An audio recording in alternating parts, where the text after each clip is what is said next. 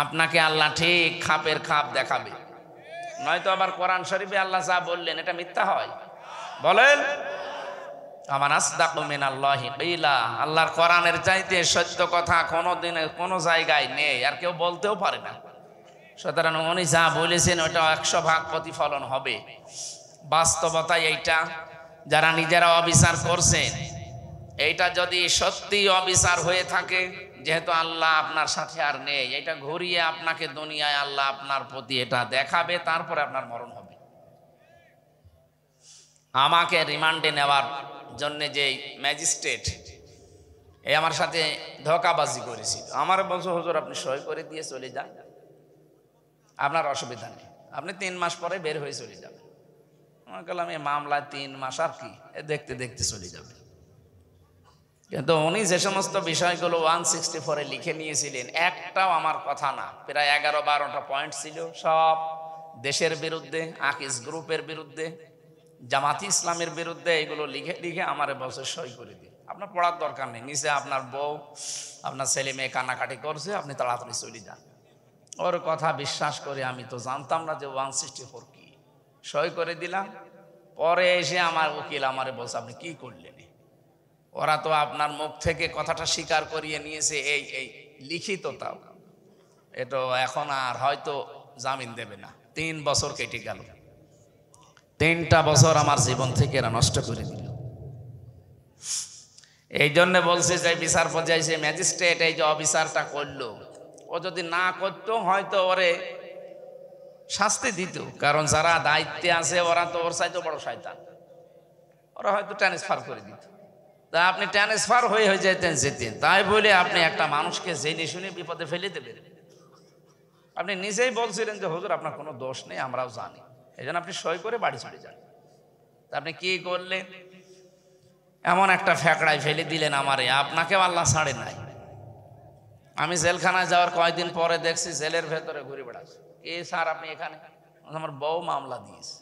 ঠিক করিস, শয়তানটা ঠিক করেছে। ওর বউ মামলা দিয়েছে যৌতুকের মামলা। কিসের মামলা? ও আমারে দিয়েছে জঙ্গি মামলা, আর ওরে দিয়েছে ওর বউ যৌতুকের মামলা। 6 মাস না কতদিন জেলে ছিল, এরপরে ওর বউ মামলা তুলে নেওয়ার পরে বের হয়েছে। দেখেছেন আল্লাহ একেবারে খাপের খাপ মিলিয়ে দেয়নি।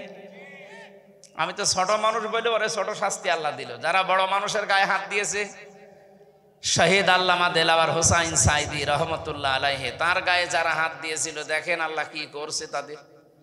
এই কালামানিকটা বিচারপতির নামে একটা কলঙ্ক। ও বলছে আমি সাইদিকে ফাঁসি দিতে পারলাম না, এটা আমার জীবনের আফসোস। আল্লাহ ওরে আফসোস এখন দেখাচ্ছে, ওর বিসি উড়িয়ে গেছে। হ্যাঁ, বিসি নেই।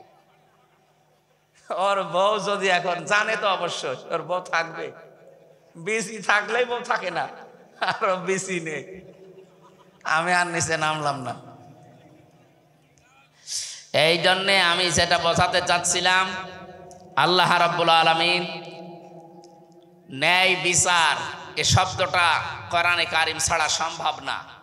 এই 54 বছর হয়ে গেল আমরা সবাই ন্যায় বিচারের পক্ষে, কিন্তু আজও এটা দেখতে পেলাম না। কথা বলেন না কেন?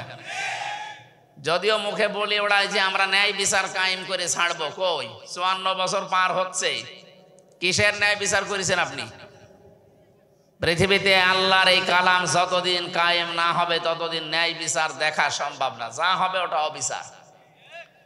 হ্যাঁ, যে সমস্ত উন্নত বিশ্বের যে সমস্ত দেশে কোরআন নেই, কিন্তু আইনগুলো এত কড়াকড়ি, এই কারণে তারপরেও তারা ন্যায় বিচার পায় না। এই সিঙ্গাপুর অনেক উন্নত রাষ্ট্র, কিসের ন্যায় বিচার আছে? ওখানে সত্য মিথ্যা যাচাই না করে শুধু সাক্ষীর উপরে ভিত্তি করে রায় দিয়ে দেওয়া হয়। আইনটা কড়াকড়ি আছে, এই জন্য শান্তি আছে। আইন যদি কড়াকড়ি থাকতো এদেশেও শান্তি থাকতো, যেহেতু আমরা মুসলিম, আর ওই মানুষগুলো সব বৌদ্ধ আর খ্রিস্টান।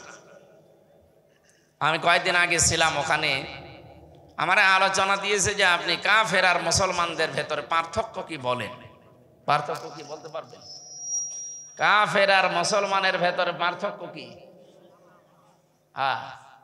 যেহেতু ওদের নামাজ নেই আর আমরা আজান হলে মসজিদে যাই, এইটা দেখে পার্থক্য চেনা যায়। এখন বলেন না দাড়ি, আরে ভাই রবীন্দ্রনাথ ঠাকুরের দাড়ি ছিল না? ওর জব্বা গায়ে ছিল, ওর বাবড়ি চলছিল, তা কি ওর অসুবিধা কি? গপটা একটু বড় ছিল, হাসতো না কাঁদতো বোঝা যেত না। তো বাকিগুলো তো সবই বিরাট। আর নিচে তো অবস্থা আমরা জানি না, কারণ যেহেতু দাদা তো এই জন্য আমার মনে হয় ফুল হাতা না হাফ হাতা। আমরা কি? আমরা ফুল হাতা, আমরা হাফ হাতা। ওইটা ফুল হাতা ছিল হয়তো। বাস্তবতা কি বললেন যে আপনি তার দাড়ি দেখে, তার পাগড়ি দেখে, তার পাগড়ি না কি বলে, এই যে বাবড়ি, সোল বাবড়ি দেখে আপনি জব্বা গায়ে দিত, এইটা দেখে যদি মনে করেন না এ মুসলমান, মুসলমান হবে? মুসলমান আর কাফেরের ভেতরে পার্থক্য হচ্ছে নামাজ। আমি সূরা আনকাবুতের ৪৫ নম্বর আয়াতের ব্যাখ্যা করেছিলাম সিঙ্গাপুরে, যে এই কারণে আল্লাহ নামাজ দিয়েছেন মুমিন আর কাফের পার্থক্য করার জন্য। ওই শয়তানরা সকালবেলা আমার নামে মামলা দিয়েছে যে ইনি আমাদেরকে কাফের বলে গালি দিয়েছে। কাফের কি একটা গালি নাকি?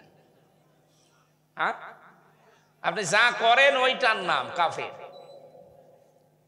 কাফের মানে অস্বীকার করা। সত্যকে সত্য জানার পরে যারা অস্বীকার করে এরা কি? এই যে যারা চাষ করে খায়, কৃষক, এদের আরবি কি? কাফের। কি জানেন না আপনারা কেউ? যারা চাষ করে খায় এদের আরবি নাম কি? হ্যাঁ, কাফের। কারণ এরা এই যে বীজগুলো মাটির নিচে লুকিয়ে ফেলে। এই জন্য সত্যকে যারা লুকিয়ে রাখে এই মানুষগুলো আল্লাহর ভাষায় কাফের। তাহলে আমি কাফেরকে কাফের বলেছি, আমার কোনো অসুবিধা আছে? আমার কোনো দোষ আছে? এই যে ন্যায় বিচার তো আমিও পেলাম না ওখানে, যদিও এখন সব মিটে গেছে। কিন্তু কয়দিন আপনাকে হয়রানি করার জন্য কি করলেন? সিঙ্গাপুরের মতো বড় এরকম একটা রাষ্ট্র যদি কারো বিরুদ্ধে লাগে, বলেন কোথায় পৌঁছায়? হ্যাঁ, ওই সময় যদি আমি কাফের আর মুমিনের পার্থক্য না বলে বাবা শাহজালাল সব হালাল করে দিয়ে আসতাম, ওই দেশে আমি এখন আবার যেতে পারতাম। কিন্তু মরণের আগে আমার আর যাওয়া যাবে না। হ্যাঁ, আমার আর দরকার নেই। আমার ভাইরা, এজন্য কোরআনে কারীম দিয়ে যারা বিচার এই পৃথিবীতে করতে পারবে তারাই শুধু ন্যায় বিচার করতে পারবে, তাছাড়া 100 ভাগ সম্ভব না। আমান আমিলা বিহি উজিরা, যারা কোরআন দিয়ে আমল করবে এদের পুরস্কার আল্লাহ নিজের হাতে দান করবেন। আমান দাআ ইলাইহি হাদা, কেউ যদি কোরআন দিয়ে মানুষকে ডাক দেয় আল্লাহ নিজে তাকে হেদায়েতের উপরে রাখে। এই কথাটা খুব গুরুত্বপূর্ণ। আপনি জানতেন? পরে পরে পরে পরে পরে এদিকে তাকান। আমরা যদি হেদায়েতের উপরে থাকতে চাই, এরকম বড় জব্বা গায়ে দিয়ে, পাগড়ি একটা মাথায় দিয়ে, হাতে তসবিহ সারা দিন নিয়ে টিপলে হেদায়েতের উপর থাকা যাবে?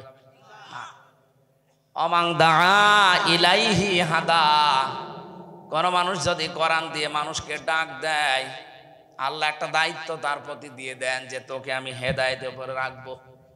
এই জন্য আপনি যদি হেদায়েতের উপরে থাকতে চান আপনাকে কোরআন দিয়ে মানুষকে ডাক দেওয়া লাগবে। এখন আপনি ভেবে চিন্তে কি করবেন করেন। এতটুকু হাদিস শেষ না, পরের শব্দটা ফাকাদ হুদিয়া ইলা সিরাতিম মুস্তাকিম। কোন মানুষ যদি কোরআনের ডাকে সাড়া দেয় আল্লাহ তাকে হেদায়েতের রাস্তা নসিব করে দেবে। সিরাতে মুস্তাকিম যেটা সহজ সরল রাস্তা। এজন্য আমি আমার হেদায়েতের উপরে থাকতে চাই, এজন্য কোরআন দিয়ে আজকে ডাক দেব।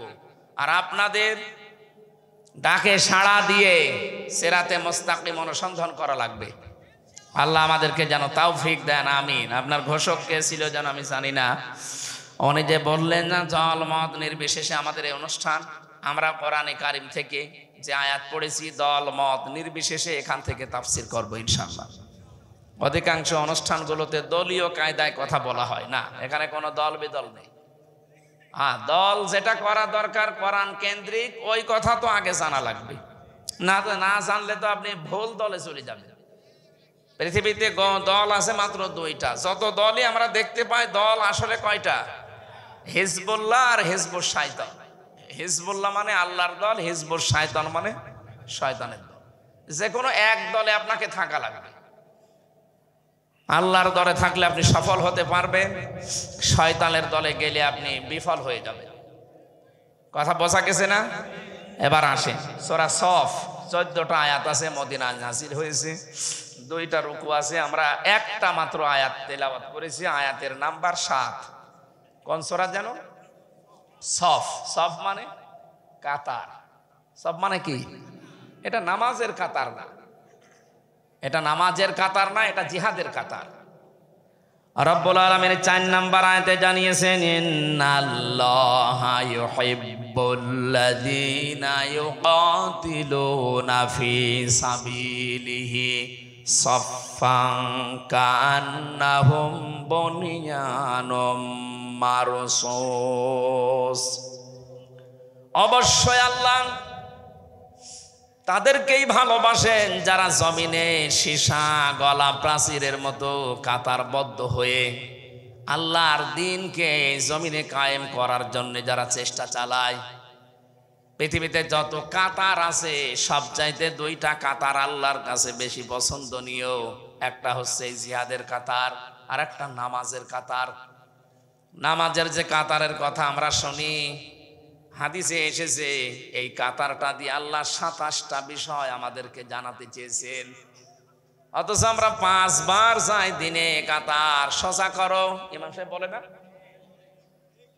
আমি যতবার নামাজে কাবা শরীফে আর মসজিদে নববীতে গেছি, প্রত্যেকবার আকামত শেষ হয়ে গেলে ইমাম সাহেব এটা 3 বার বলে। আরবিতে বলে, বাংলা হচ্ছে কাতার সোজা করো। চিন্তা করেছিলাম ওই সময় যে বারবার এক কথা সাদা বলার দরকার কি। এখন দেখছি না, সব এই কাতারের ভেতরেই নিমজ্জিত।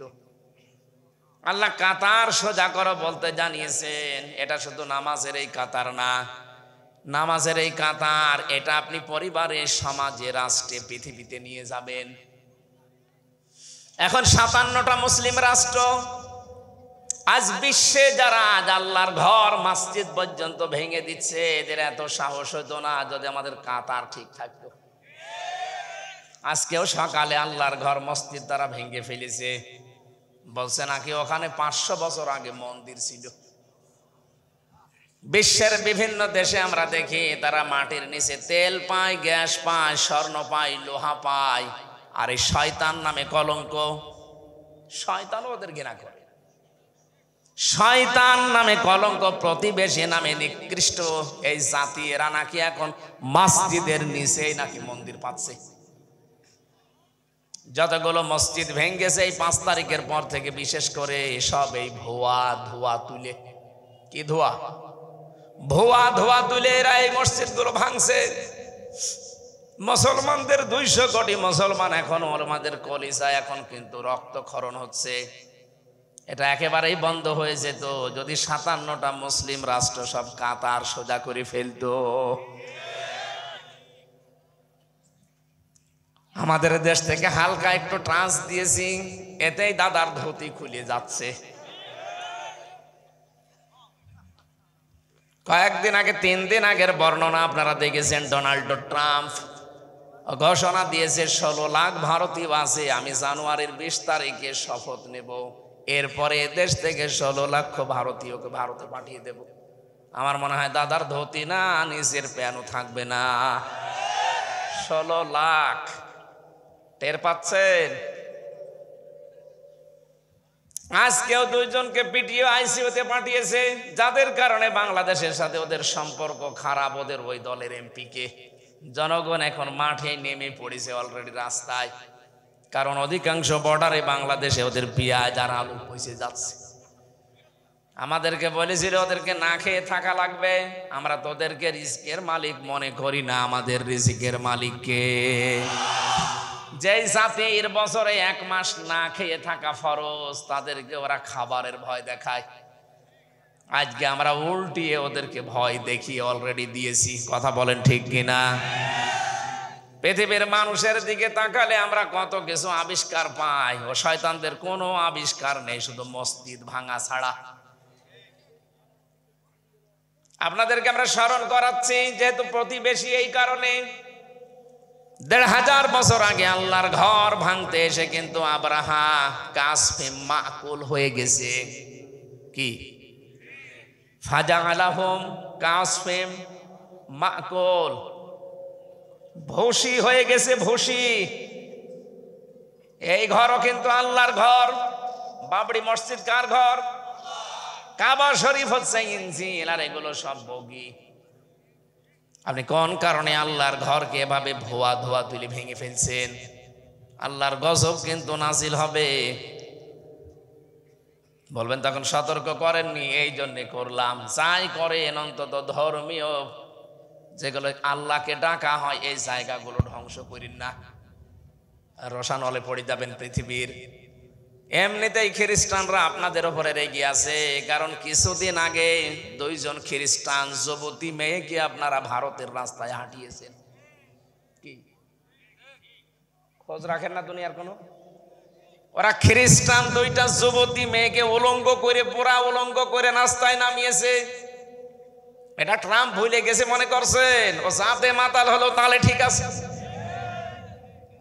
এমনি একরকম মানুষ। এই জন্যে আমার মনে হয় এই ঘোষণাটা দিয়েছে, ওর মনে একটা আঘাত লেগেছে। আমার মেয়ে, আমার বউ, আমার মাকে তুই উলঙ্গ করে ঘোরালি, দাঁড়া, তোর 16 লাখ আছে, একবারে পাঠিয়ে দেব। ও শপথটা নিয়ে নিক, 20 তারিখে দেখেন কি করে।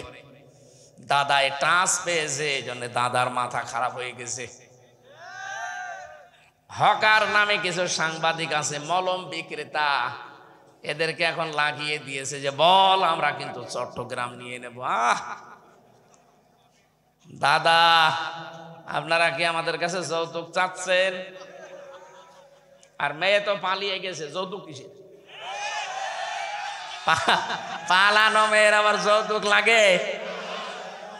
ও বিয়েই তো আমরা মানি না। কথা বলে না কেন? বিয়ে আমরা মানি। আর যার সাথে এতদিন পর্যন্ত স্বামী স্ত্রীর সম্পর্ক, ওর সাথে তো বিয়ে হওয়া যায়, কারণ তার হচ্ছে ফুল হাতা, আমাদের হাফ হাতা। ফুল হাতার সাথে হাফ হাতা যায়, এটা আমি বানালাম।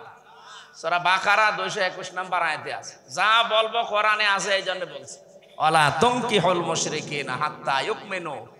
যতক্ষণ মুশরিক পুরুষ মুমিন না হবে, কোন মুমিনা নারীর জন্য তাকে বিয়ে করা জায়েজ নেই। আমাদেরটা যাই হোক, হাজি তো কথাবার্তারা মিথ্যা বলে বলবো, হাজি তো একটা হাজির সাথে এই জিনিসের বিয়ে হয় কি করে? সুতরাং বিয়ে হবে না। কে যেন গান বেজেছে, মোদির বউ নাই। ঠিক আছে, আপনি এটা বলবেন না, ওর সাথে বিয়ে দেওয়া তো জায়েজ নেই। হ্যাঁ, বিয়ে হতে পারে যদি দাদা মুসলমান দেয়। আর দাদার এখন যা বয়স, হাজামটাকে মুসলমানে দেবেন, ও ছাতা তো গোড়া থেকে কেটে বাদ দিয়ে দেবেন। আমি আর নিচে নামলাম না। না, মা বোনেরা আছে, আর নিচে নামা যাবে না। দাদারা যে আশা করেছেন যৌতুক, যৌতুক না। এই দেশের 1 ইঞ্চি না, হাফ ইঞ্চি মাটিও আমাদের জীবন থাকতে কেউ নিতে পারবে না ইনশাআল্লাহ। এটা আমাদের কাছে মায়ের চাইতে দামি না। মায়ের দিকে খারাপ নজরে তাকালে যেমন চোখ তুলে নেওয়া হয়, এ দেশের 1 ইঞ্চি মাটির দিকে কেউ ওই রকম নজরে তাকালে অন্তত চোখ তুলে নেওয়া হবে। এমনি যা করছেন করেন, সাবধান করলাম। আপনারা আল্লাহর ঘর ভাঙতেছেন, বিপদ আসবে, এই জন্য সতর্ক করলাম। তখন বলবেন আমরা জানতাম না। আপনার পূর্বপুরুষ এই করে একবার ধরা খেয়েছে। আব্রাহা কে বলেন না কেন? ওর পূর্বপুরুষ না? ধরা খায়নি একবার? আপনিও খাবেন। এই জন্য থামে না। ভারতে যেন আল্লাহর একটা ঘরকে আবার ভাঙা না হয়। আসাদউদ্দিন ওয়াইসি আজকে পার্লামেন্টে গরম হয়ে গেছে। মুসলমানকে গরু খাওয়ার অপরাধে জবাই করা হয়। আল্লাহর ঘরগুলো সব মসজিদ ভেঙ্গে ভেঙ্গে বসে, এখানে 500 বছর আগে মন্দির ছিল। এখন যদি বাংলাদেশে কেউ আওয়াজ তোলে যে ঢাকার স্বামীবাগে যে মন্দির আছে, ইসকন মন্দির, যদি বলি যে 1000 বছর আগে ওখানে মসজিদ ছিল, কি করবেন বলেন? আমরা যেহেতু ওদের মতো উগ্র না, এই জন্য আমরা কিছু বলি না। আমাদের ধর্মে কোনো বাড়াবাড়ি নেই, কোনো জবরদস্তি নেই। লা ইকরাহা ফিদ্দিন।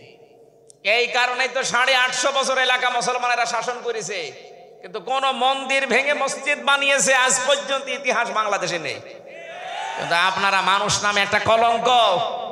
এই জন্য পৃথিবীর যত জাতির মানুষ আছে সবাইকে আমরা আহ্বান জানাবো, খ্রিস্টানরা আপনার মেয়েকে, আপনার বউকে, আপনার মাকে ওরা উলঙ্গ করে রাস্তায় হাঁটায়। এই উগ্রপন্থী এই হিন্দুরা, সব হিন্দু খারাপ না, উগ্র যারা তাদেরকে বলছি। কে কথা বলে না কেন? আর আমাদের তো যা করছেন আর বলার বাইরে। আজকেও দুইটা মেয়েকে, মুসলমান মেয়েকে ধর্ষণ করেছে, করার পরে লজ্জা স্থানে ওরা পাথর ফুকিয়েছে। সহ্যের বাইরে চলে যাচ্ছে আমাদের। এই জন্য আহ্বান জানাচ্ছে আপনারা থামবেন।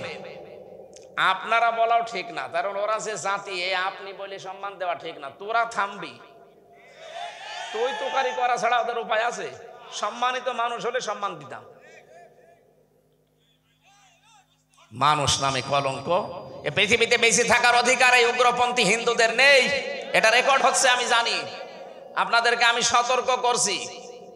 আমিরে জামাত ডক্টর শফিকুর রহমান ঘোষণা দিয়েছেন, এ দেশের 1 ইঞ্চি না, হাফ ইঞ্চি মাটি যদি নেওয়ার কেউ ষড়যন্ত্র করে, এদেশের 18 কোটি মানুষের যদি জীবন দেওয়া লাগে না, 18 কোটি 36 কোটি দাদা নিয়ে মরবে। কি 2 হাতে 2 জনকে মেরে ফেলা যাবে না? যেন আমাদের দেশের দিকে উল্টাপাল্টা নজরে তাকাবেন না। আমাদেরকে শান্তিতে থাকতে দিন। আপনাদের সাথে আমাদের কোনো সম্পর্ক নেই।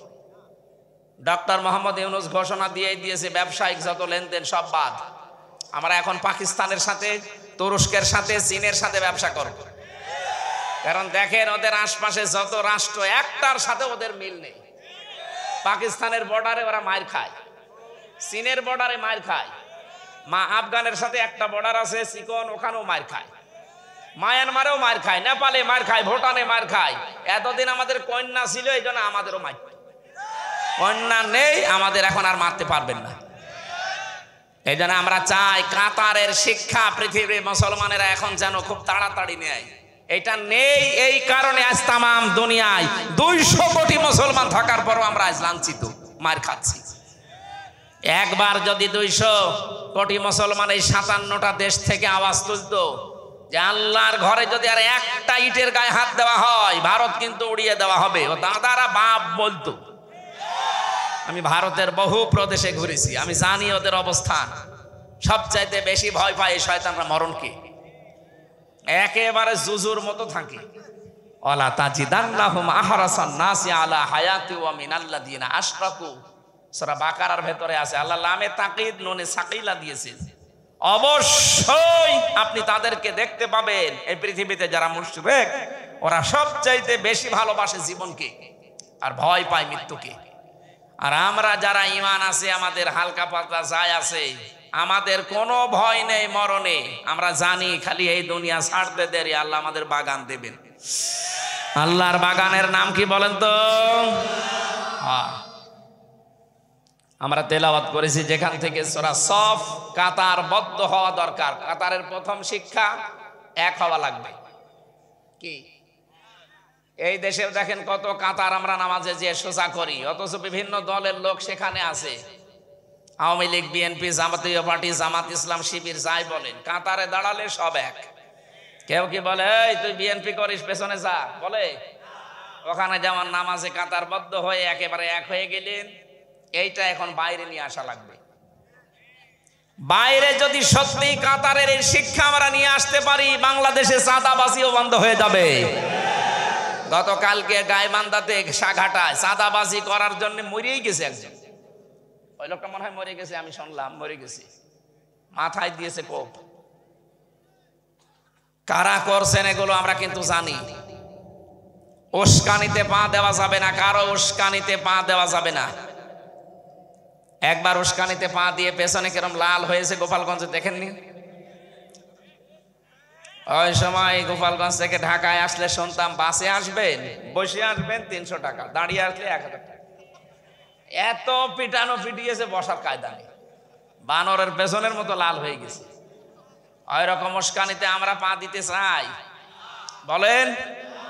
এই জন্য যারা করছেন এখনো আপনারা কিন্তু নিষিদ্ধ, রাষ্ট্রীয়ভাবে আপনারা নিষিদ্ধ। তাবলীগ জামাতের নাম বলে আপনারা 7 জন মুসলমানকে জবাই করেছেন। এই কথা বলে না কেন? কার ইশারা এগুলো হচ্ছে সব আমরা জানি। ওরা চাচ্ছে এই দেশে বিভিন্ন হট্টগোল বাঁধিয়ে ইউনূসের মাথাটা খারাপ করে দিতে। অত পাগল না ইউনূস, কিন্তু দোয়া ইউনূসও জানে।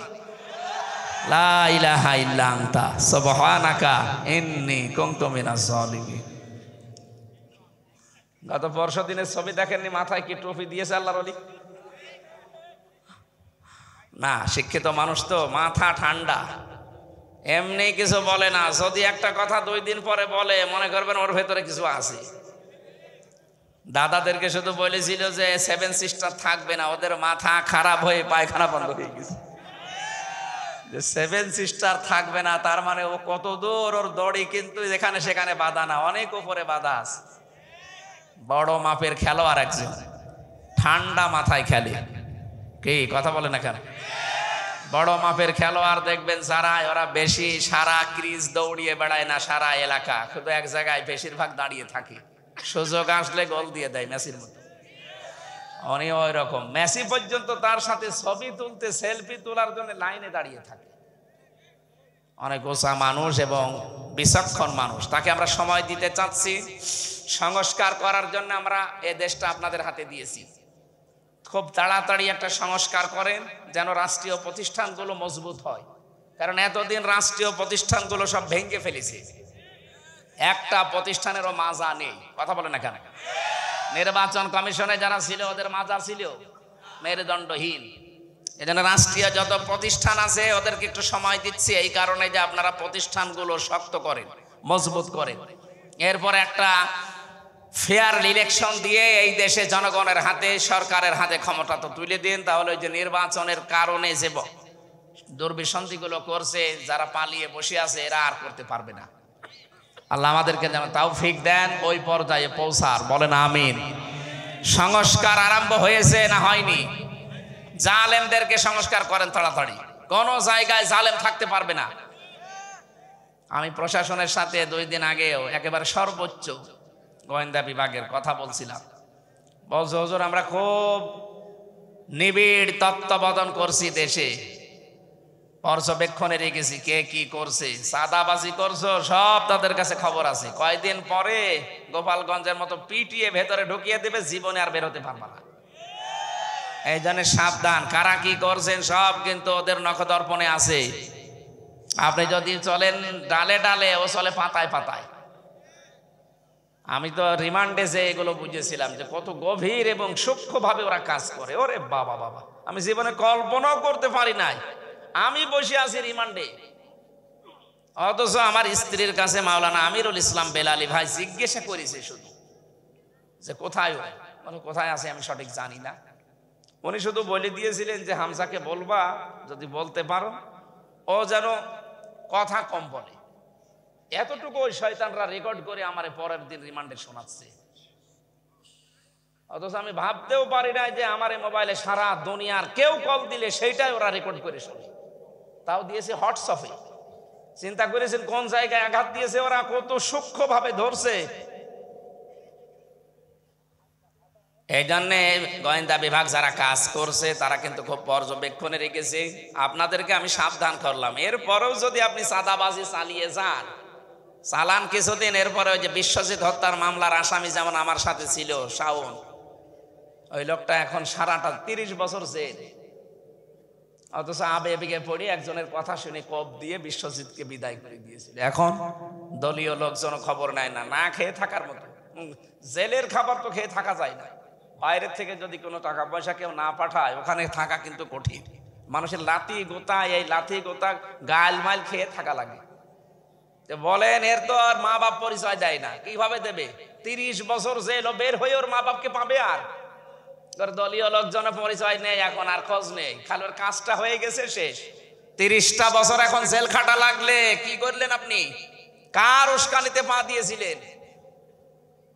এই জন্যই সতর্ক করছি, আমার নিজের চোখে দেখা এগুলো। কারো উস্কানিতে পা দিয়ে দেশে অশান্তি করবেন না। একবার যদি গাড়া কলে পড়ে যান না, কেউ পাবেন না সাথে, যত আপনজনই হোক সব পালাবে। এই যে পলক সাহেব আজকে সব বলে দিচ্ছে না, আমার মনে হয় শুধু ডিম দেখিয়েছে, ডিম দেয়নি, শুধু ডিম দেখিয়েছে। পলক আজ সব বলে দিয়েছে, গতকালকেও বলেছে যে ইন্টারনেট বন্ধ করা আমার হাত না, প্রধানমন্ত্রী আমাকে বলেছিল তাই করেছি।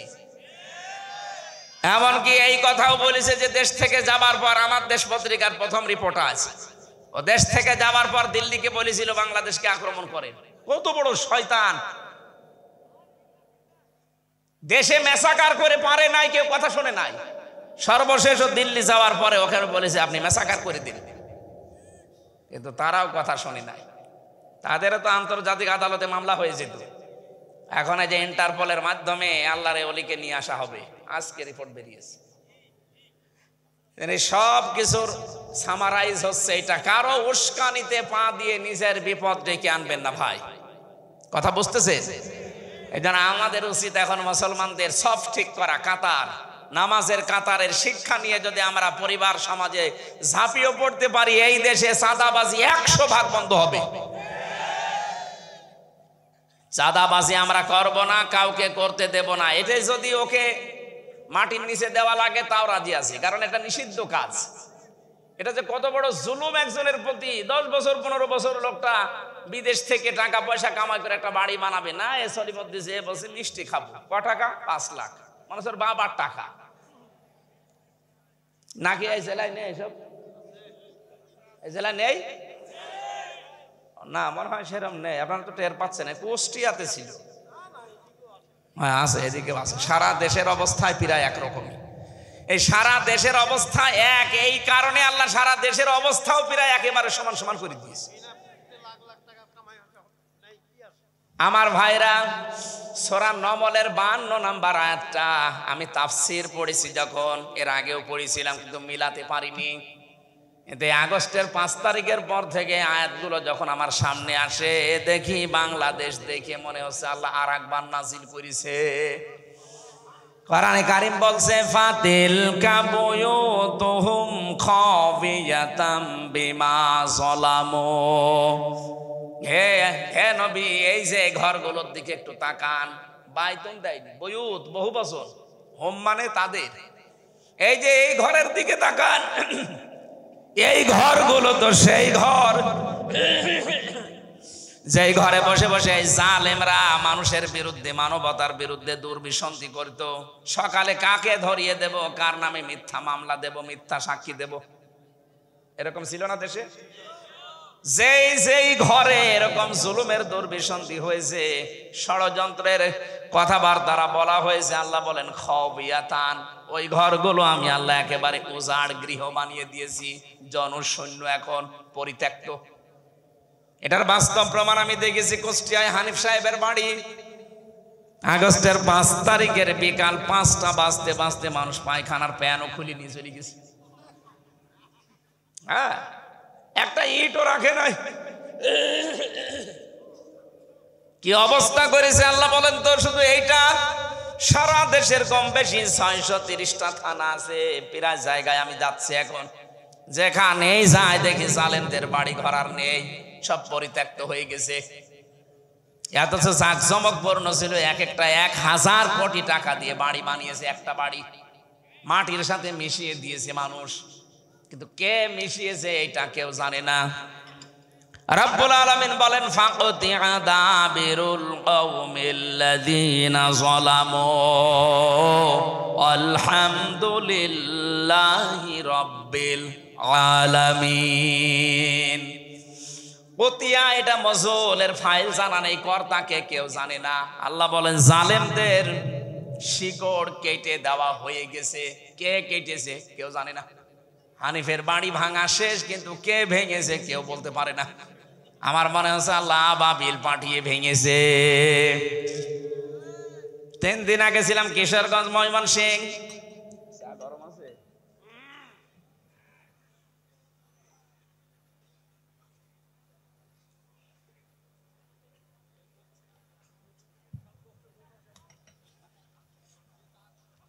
ড্রাইভার আমার দেখাচ্ছে, হুজুর এই যে এই ঘরটা, এটা জেলা অফিস ছিল জালেমদের। অথচ এই ঘরটার দিকে এখন তাকিয়ে দেখেন, 4-5 জন একসাথে যাচ্ছে। দেখলাম 4-5 জন যাচ্ছে, কেউ বিভিন্ন দিকে মুখ করে বসাব করছে, মনে হচ্ছে জামাতবদ্ধ টয়লেট চলছে। এমনি আল্লাহ করেনি, এমনি করেছে, কারণ আছে না? কারণ কি? বিমা যালামু, এখানে জুলুম হতো। এই সেই ঘর যেখানে জুলুম করতো জালেমরা, দুর্বিসন্ধি করতো, আর এটা ছড়িয়ে দিত এলাকায়। কিচ্ছু জানে না, ঘরে ঘুমিয়ে আছে।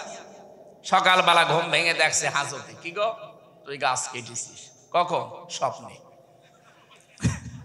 এইটা চলছিল দেশে, কারণ এই যে স্বপ্নের ভেতরে গাছ কেটেছে, এটা ওই অফিসে বসে বসে দুর্বিসন্ধি হইতো।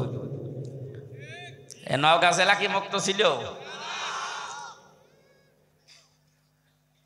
এখন আমাদের জন্য পরের আয়াতে আল্লাহ কিছু দিয়েছেন।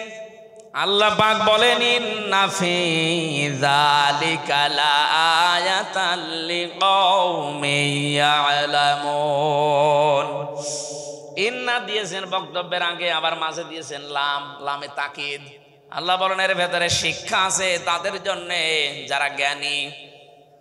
এদের এত বড় বিশাল বিশাল শিকড় যদি আল্লাহ কেটে দিতে পারে, বাড়িঘর এখন উজাড়, বাড়িঘর জনশূন্য, পরিত্যক্ত, পায়খানা হয়ে গেছে বেশিরভাগ। বলেন আগামীতে যারা এই ধান্দায় আছেন, চেয়ার পায় দেখেন কি করি, কি করবেন আপনি? আপনার বাড়িঘরও 5 বছর পরে আল্লাহ পরিত্যক্ত করে দেবে। এই জন্য আমরা যেন আন্দাজে কোনো দিকে পা না বাড়াই। মুসলমান আবার বলছি, বিশ্বের মুসলমানেরা আমি জানি, বিশেষ করে কয়েকজনের কথা বাংলাদেশে বেশি রেকর্ড হয়, তার ভেতরে আমারটা। আমি বিশ্বের বহু দেশে গিয়ে দেখেছি বিভিন্ন ভাষায় রূপান্তরিত হয়ে এই কথাগুলো চলছে। ভারতে আরো বেশি চলে। ও দাঁড়া দাঁড়া কান পেতে চার দোকানে বসে বসে শোনে।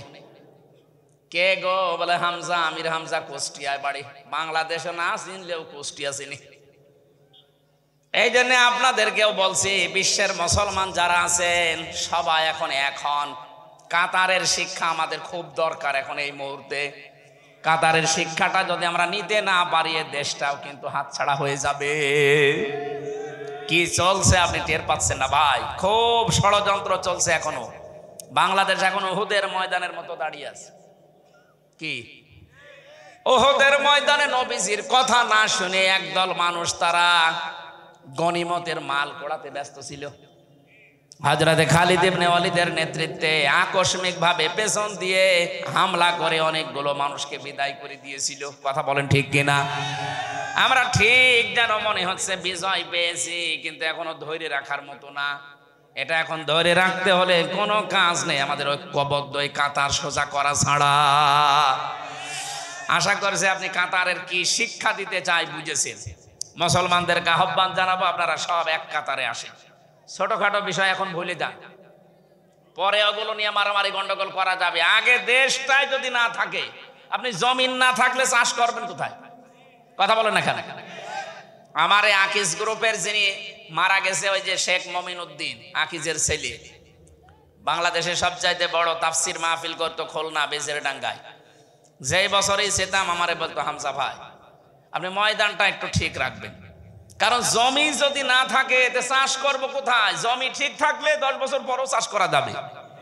কথাটা গুরুত্বপূর্ণ না? বলেন। বাংলাদেশে এখন ঠিক ওই অবস্থা দাঁড়িয়েছে। আগে দেশটা টাকান, ওরা যা শুরু করেছে সারা দুনিয়ায় এতদিন ওরা বলতো যে বাংলাদেশে সংখ্যালঘু নির্যাতন হয়, এটা যে ডাহা মিথ্যা কথা। গতকালকেও পঞ্চগড় এবং এই ঝিনাইদহ মাগুরার 2 জন মহিলা গেছে ভারতে চিকিৎসা করার জন্য। এক সাংবাদিক, ওই হকার, ওইরকম আর এক হকার আছে মলম বিক্রেতা, সে বলছে আপনারা বাংলাদেশ থেকে চলে এসেছেন, আপনার মেয়েকে রেপ করেছে না? বলছে না। আপনাদেরকে তাড়িয়ে দিয়েছে? বলছে না। আর কথা বলতে পারে। দেখলেন কি ষড়যন্ত্র চলছে? এইটা এখন বিশ্বের মিডিয়ায় দেখাতো। যদি ওই মহিলা দুটো বলতো যে হ্যাঁ আমার মেয়েকে রেপ করেছে, না করলেও যদি বলতো, যাক আল্লাহ তাআলা আমাদেরকে বাঁচিয়েছেন। এটা কালকে বিশ্ব মিডিয়ায় মিথ্যা, তোর মিথ্যাই তো, যা করে সবই মিথ্যা। অনেকে বলে যে মিথ্যা কথা 10 বার বললে নাকি সত্য হয়ে যায়।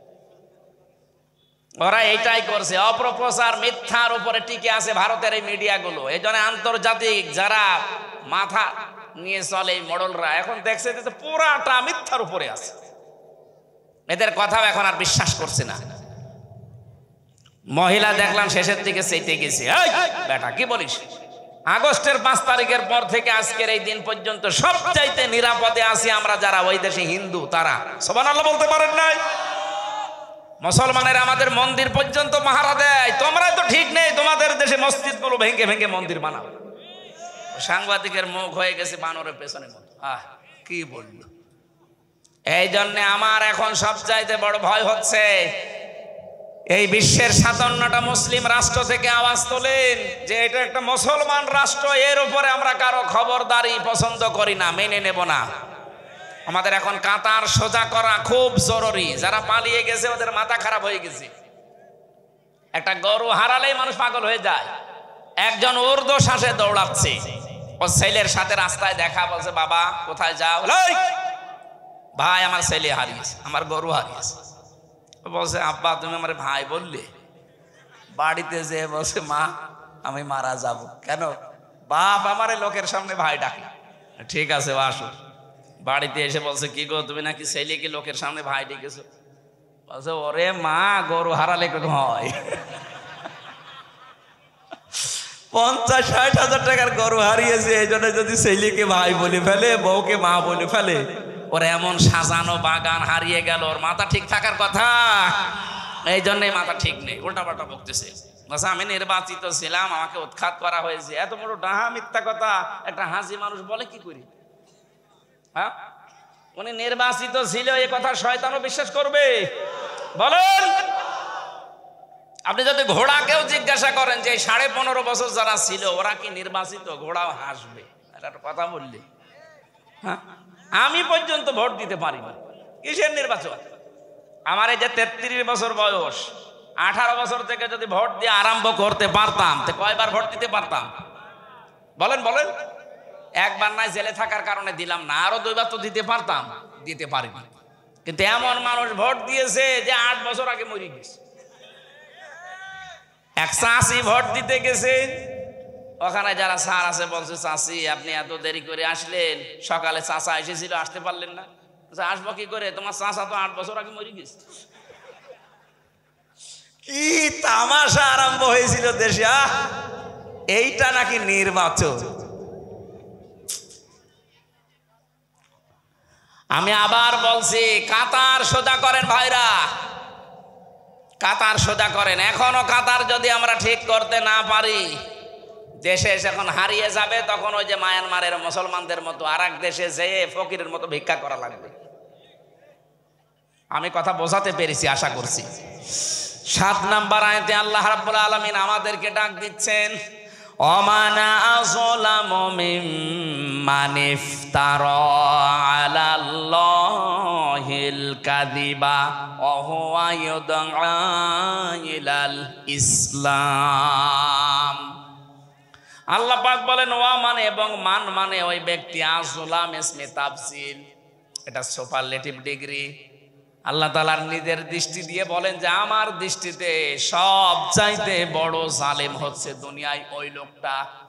কে বলছেন? আপনি দেখেন তো, আপনি আবার এর ভেতরে আছেন কিনা। আল্লাহ বলেন আমার দৃষ্টিতে সব চাইতে বড় জালেম ওই লোকটা, মিম্মান ইফতারা আলাল্লাহ, যে ব্যক্তি আল্লাহর উপরে মিথ্যা তহমত দেয়,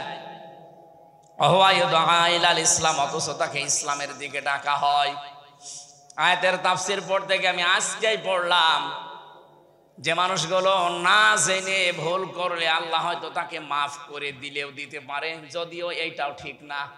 এদিকে তাকান, এটা খুব গুরুত্বপূর্ণ বিষয়। অনেকেই বাংলাদেশে এই কথাটা বলে বেশি, বাংলাদেশ আর ভারত আর পাকিস্তান, এই 3টা দেশে আমি পেয়েছি, কারণ এই 3 দেশে আমি বেশি যাই। এই 3 দেশের মানুষ মুসলমানদের ভেতরে ধারণা আছে আমি জানি না তাই মানি না, আমার অসুবিধা নেই। না, আপনি জানেন না কেন, এটা আপনার অপরাধ। কি কথা বলেন না কেন?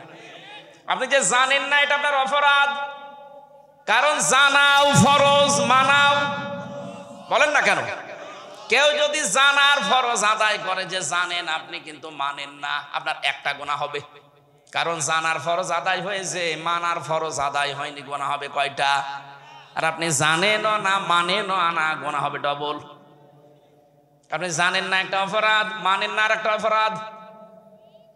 এই জন্য যে লোকটাকে ইসলামের দিকে ডাকা হয়, ইসলামের নিয়ম কানুন জানানো হয়, ও জানার পরেও যদি ওই লোকটা বিরোধিতা করে, আল্লাহর প্রতি মিথ্যা দোষারোপ করে, তার মানে মিথ্যা দোষারোপ করা মানে আল্লাহর আইন না মানতে চাওয়া, আল্লাহ পাকের প্রতি উল্টা পাল্টা ধারণা করা। এই মানুষটা আল্লাহর কাছে সবচাইতে বড় জালেম হিসাবে বিবেচিত। আমার তো মনে হচ্ছে আমরা সবাই আয়াতের ভেতরে আছি। ডাক দেওয়া হয় কম আপনাদেরকে, কত ডাক দেওয়া হচ্ছে পৃথিবীতে ইসলামের দিকে, আল্লাহর দিকে, যে আমায় ইয়াবতাগি গায়রুল ইসলাম দীনান ফালা ইউকবাল মিন। পৃথিবীতে ইসলাম বাদ দিয়ে অন্য কোন নিয়ম নীতি দিয়ে আল্লাহকে রাজি করা যাবে না। এরপরও দেখছি মানুষ কথা ওভারটেক করে চলে যাচ্ছে মানুষের তৈরি করা আইনের দিকে। বাংলাদেশে আয়াতগুলো যদি আমরা সত্যি একটু মেনে নিতাম, 54 বছর লাগবে কেন ভাই? 54 ঘন্টায় তো 96% মুসলমানের দেশে কোরআন কায়েম হয়ে যাওয়ার কথা। আল্লাহর দৃষ্টিতে আমরা কিন্তু জালেম হিসাবে বিবেচিত হয়ে যাচ্ছি। সবাই আমরা জানি যে ইসলামের বাইরে কোনো ধর্ম পৃথিবীতে নেই, যা আছে সব বানানো। অন্য কেউ না জানুক, আমরা তো জানি। কথা বলে না কেন? আমরা জানি না?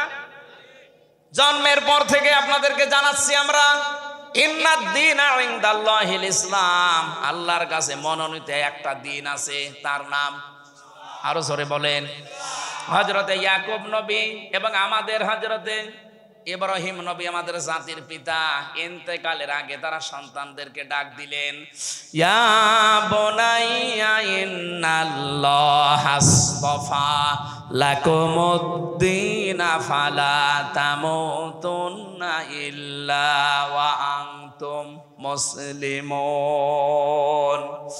সূরা বাকারা 132 নম্বর আয়াতের শেষের দিকে আছে, এটা তাফসিরে ইবনে কাসিরে পাবেন। আল্লাহ পাক বলেন, হযরত ইব্রাহিম এবং ইয়াকুব এই দুইজন নবী ইন্তেকালের আগে সন্তানদেরকে ডাক দিলেন, বললেন, হে আমার কলিজার টুকরা সন্তানেরা, ইন্নাল্লাহা আসতাফা, অবশ্যই আল্লাহ তোমাদের জন্য মনোনীত করেছেন, নির্বাচিত করেছেন, পছন্দ করেছেন, চয়ন করেছেন, লাকুমুদ্দিন, একটা দিনকে।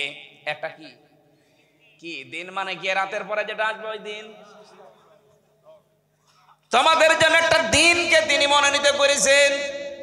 ফালা তামুতুন্না, মরবা না, ইল্লা ওয়া আনতুম মুসলিমুন, যতক্ষণ মুসলমান হতে না পারো। তার মানে দিনের ভেতরে না থাকলে আপনি মুসলমান হতে পারবেন?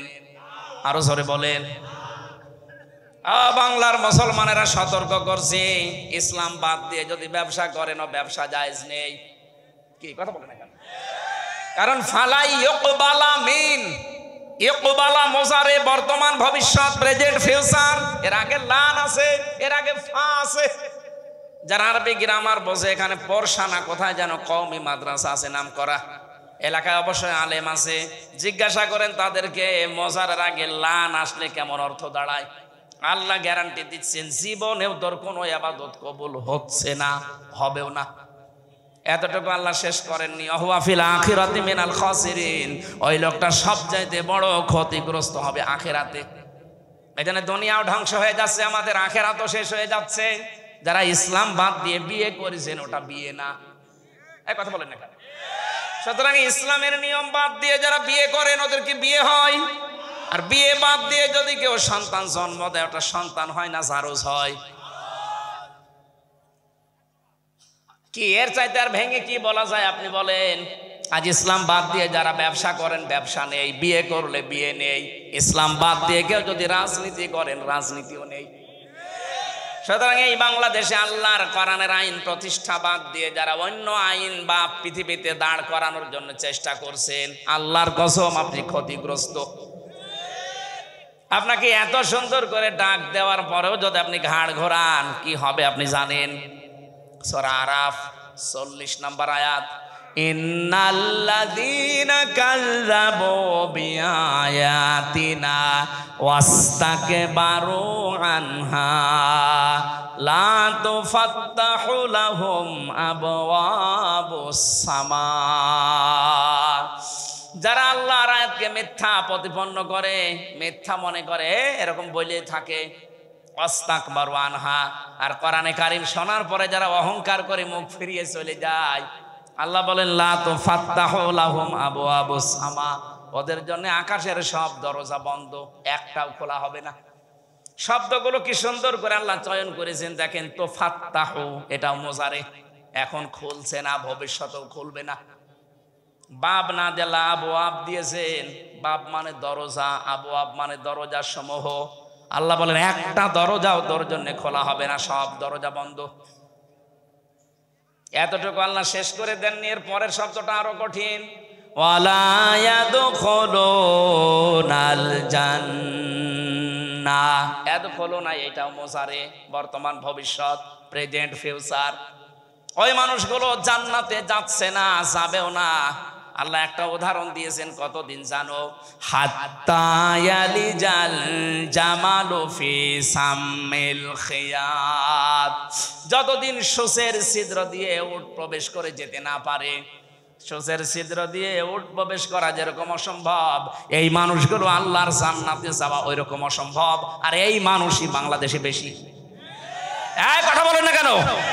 এই মানুষই বাংলাদেশে বেশি, কারণ এত কোরআনের কথা পৃথিবীর কোনো দেশে বলা হয় না।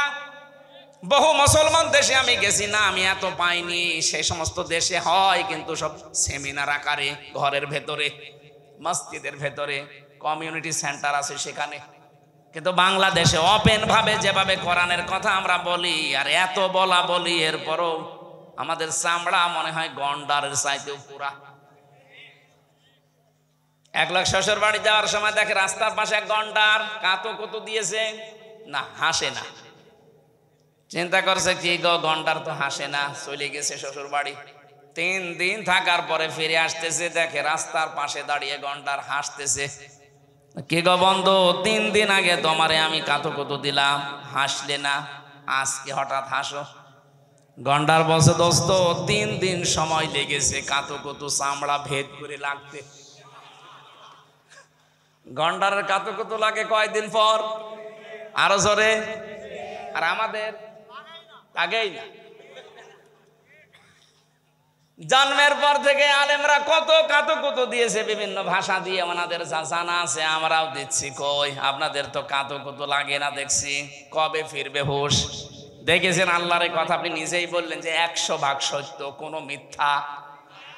পরের শব্দটা দেখেন তো, লাহুম মিন জাহান্নামা মিহাদু ওয়া মিন ফাওকিহিম গাওয়াশ ওয়া কাযালিকা নাজিজিজ যালিমিন।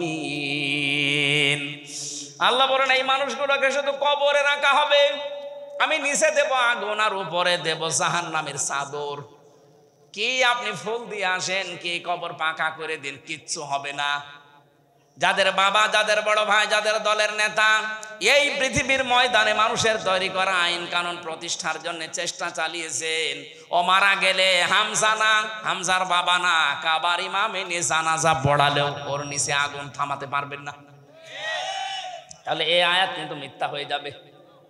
কি এই জন্য আপনাকে আমি সতর্ক করছি, কিন্তু এরপরও যদি ভুল করেন আপনি আল্লাহর দৃষ্টিতে বড় জালেম হয়ে পরিগণিত হবেন।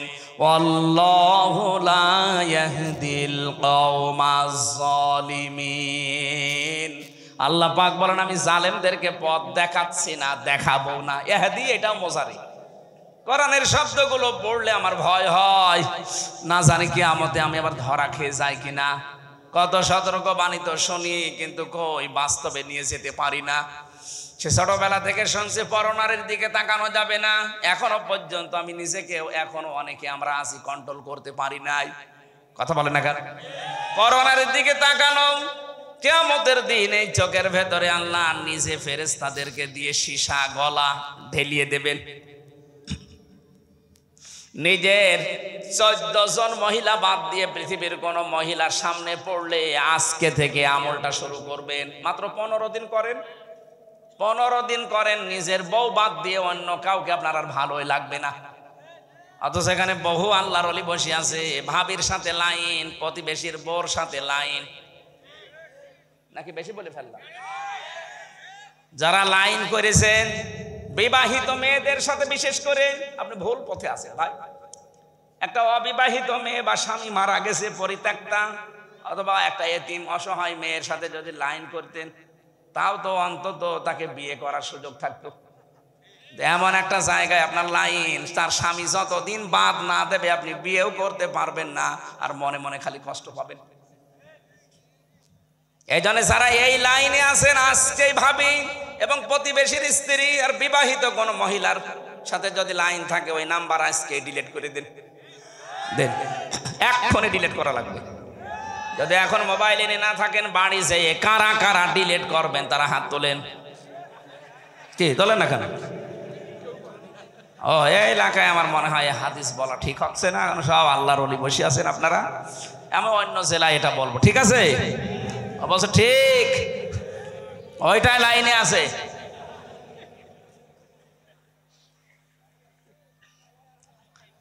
এবার আমি সূরা নূর 30 নম্বর আয়াতটা বলছি। আমি নিজে সহ যারা আছি প্রত্যেকে যেন মানতে পারি, এই তাওফিক আল্লাহ তুমি আগে আমাদের দাও। লিল মুমিনিনা ইয়াগুদ্দু মিন আবসারিহিম ওয়া ইয়াহফাযু ফুরুজাহুম যালিকা আযকা লাহুম। রব্বুল আলামিন বলেন, হে নবী আপনি মুমিন পুরুষদেরকে বলেন তারা পরনারী দেখলে যেন চোখ নিম্নগামী করে। কত মানুষ আমাকে মোবাইলে মেসেজ দেয়, হুজুর এক জিনিস আর কতদিন খাবো? একদিন কতদিন খাবেন মানে? আপনার বউ যদি উল্টা করে মেসেজ দেয় তো ওই এক জিনিস আমি আর কতদিন করব? এই জন্যই তো ঔষধটা বলছি, আল্লাহর বানানো ঔষধ। এটা হোমিওপ্যাথি না, অ্যালোপ্যাথি না, গাছরা ঔষধ না, আল্লাহ নিজে বানিয়েছেন। সূরা নূর 30 নম্বর আয়াত 18 নম্বর পারা 12 নম্বর পৃষ্ঠা 7 নম্বর লাইনে আছে। এটা তাফসিরে হাক্কানি আর তাফসিরে খাজেনের ভেতরে পাবেন। আল্লাহ বলেন মুমিনদেরকে বলেন তারা যেন চক্ষু নিম্নগামী করে। আমি একটা হিসাব পেয়েছি, মানুষ যদি সত্যি নিজেকে মন চাইবে এরপরও যদি কন্ট্রোল করে রাখতে পারেন, 14 জন মহিলার দিকে আপনি তাকাতে পারবেন। কয়জন? নিজের মা, নিজের বোন, এরপরে দোদ মা, এরপরে আপন খালা, আপন ফুফু, এরপরে পুত্রবধূ, নিজের ভাইয়ের মেয়ে, নিজের বোনের মেয়ে, এরকম 14 জন আছে কোরআনে। এই 14 জনের দিকে আপনি তাকাতে পারবেন। হ্যাঁ, তারপরও এই 14 জনেরও আবার শুধু মুখমণ্ডল, হাতের কবজি আর পায়ের পাতা বাদ দিয়ে পুরা শরীর ঢেকে রাখা লাগবে। তারা আবার আপনার সামনে হাফ প্যান্ট পরে আসতে পারবে না। না, বহু পরিবারে এখন শুনি দেখি এরা যুবতী মেয়ে, 18 বছর 20 বছর 22 বছর মেয়ে বয়স, টাইট ফিট প্যান্ট পরে গেঞ্জি গায়ে দিয়ে বাবার সাথে সিনেমা দেখছে। এরকম পরিবার নেই দেশে? এটা মানুষ না, এটা জানোয়ার না? তো নিজের মেয়ে, তাতে কি হয়েছে? হযরতে আয়েশা এবং তার বাবা আবু বকর সিদ্দিক দুইজন বসে গল্প করছিলেন। নবীজি দূর থেকে এসে ডাক দিয়ে বললেন, দেখো তোমরা দুইজন আপন মা কি বাবা আর মেয়ে, তোমরা তো ভালো কথাই বলছো, একজন জান্নাতের সার্টিফিকেট পাওয়া আর আরেকজন নবীর আপন স্ত্রী, এদের ভেতরে কোনোদিন খারাপ চিন্তা ভাবনা আসার কথা? নবীজি বললেন, দেখো আমি কিন্তু দূর থেকে দেখতে পাচ্ছিলাম শয়তান তোমাদের দুইজনের মাঝে বসে ওয়াসওয়াসা দিচ্ছে। আপনি কি মনে করেন? বলেন আমরা উদার। কিসের উদার? এর অঘটনটা ঘটে যাবে সেই জন্য উদারতা বের হবে। স্কিন টাইট প্যান্ট পরে গেঞ্জি গায়ে দিয়ে একটা যুবতী মেয়ে, বুকে কোনো ওড়না নেই, বাবার সাথে বসে বসে উলঙ্গ সিনেমা দেখছে।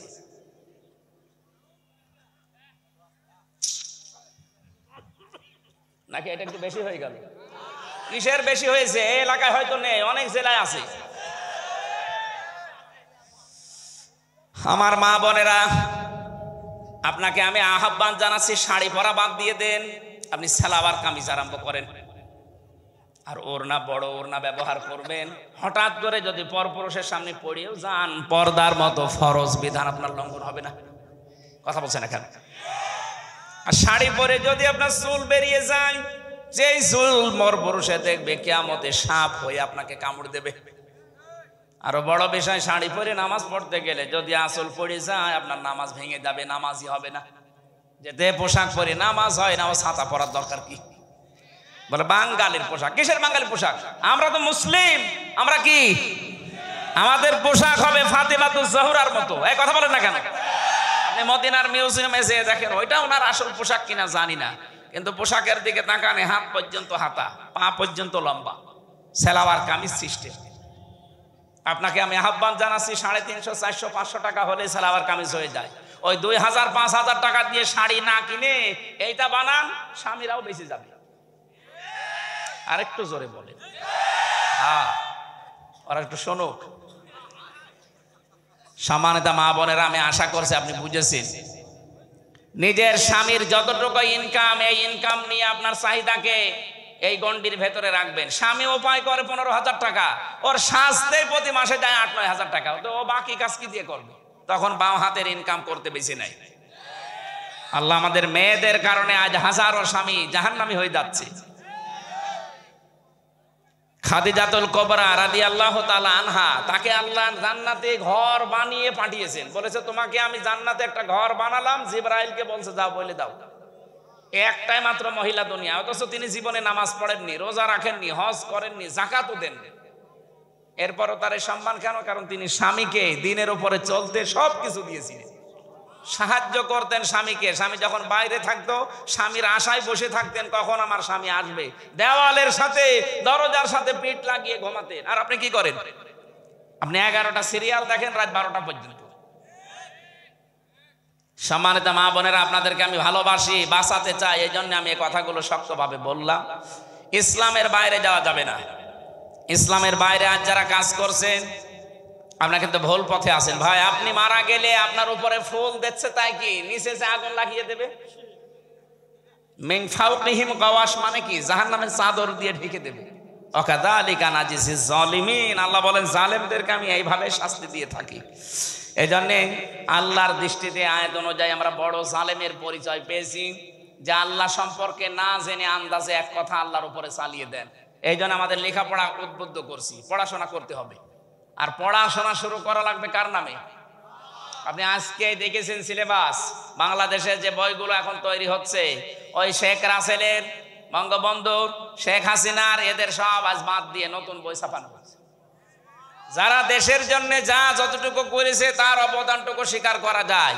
শেখ রাসেল সাহেব কি করেছে দেশের জন্য, তার অবদান কি বলেন?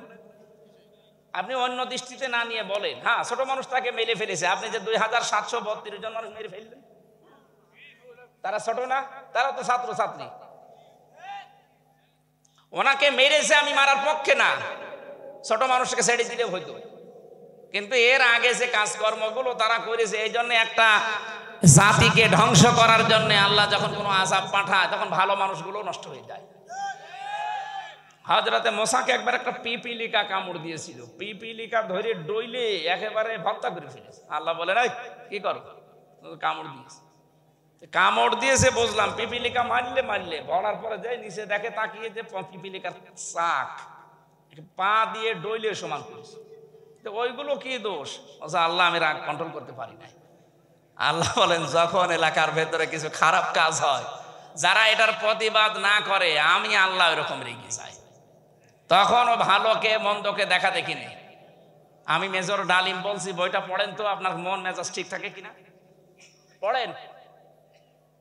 আমি মেজর ডালিম বলছি, উনি যে বঙ্গবন্ধুকে হত্যা করেছে, কেন করেছে, বইটা পড়লে আপনিও মনে করবেন না ঠিকই আছে। তার নিজের বউটাকে ওনার ছেলে নাকি জোর করে নিয়ে রেপ করবে, আর সে সুবহানাল্লাহ পড়বে বসে বসে না। এরপরে আমার ফাঁসি চাই, মতিয়ার রহমান রেন্টু সাহেবের লেখা বীর মুক্তিযোদ্ধা, এই বইটা পড়লে আপনি সব ইতিহাস জানতে পারবেন। এই জন্য আল্লাহর প্রতি খারাপ ধারণা, ওই সমস্ত মানুষগুলো আল্লাহর বিধান মানতে চায় না, যাদের ভেতরে জ্ঞান নেই। আমি জ্ঞান অর্জনের জন্য আহ্বান জানাচ্ছি আপনাদের। 2 নম্বরে, আল্লাহর দিকে ডাকার পরও কেউ যদি ঘাড় ঘোরান, আপনি আল্লাহর নিকটে জালেম। ছোট জালেম না, আসলাম বড় জালেম।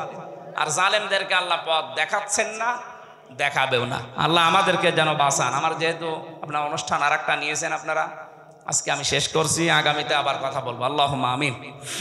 লা ইলাহা